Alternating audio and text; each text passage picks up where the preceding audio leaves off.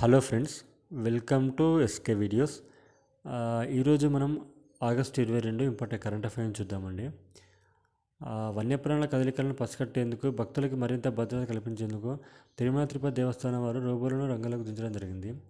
మరియు పూణే సలహాదారుడు తుమ్మల వెంకట శ్రీనివాస్కు ఈ ఏడాది మండలి వెంకటకృష్ణారావు సంస్కృతి పురస్కారం అందిస్తున్నట్లు సురవరం ప్రతాప్ రెడ్డి తెలుగు విశ్వవిద్యాలయం ప్రకటించడం జరిగింది. మరియు జాతీయ ఉత్తమ ఉపాధ్యాయ అవార్డులకు 3 తెలుగు వారు ఎంపికయ్యారు.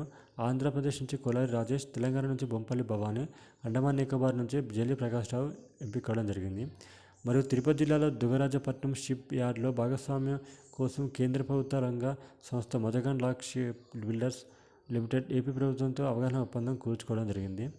మరియు 12వ బ్రిక్స్ సమావేశం మహారాష్ట్రలోని పూణేలో భారత్ అధ్యక్షత జరిగింది. ఈ సమావేశానికి కేంద్ర కమ్యూనికేషన్ల శాఖ మంత్రి అధ్యక్షత వహించడం జరిగింది. మరియు జాంబియా అధ్యక్షుడిగా హకైండే హిచిలేమా రెండోసారి తిరిగి ఎన్నికయ్యారు. ఎన్నికల్లో సుమారు 60% ఓట్లతో విజయం సాధించి మరో 5 ఏళ్ల కాలానికి అధ్యక్షుడిగా కొనసాగనున్నారు. సో ఇదండి, అందరూ లైక్ చేసి షేర్ చేసి సబ్స్క్రైబ్ చేసుకొని మన ఛానల్ని ఫాలో అవ్వండి. Thank you.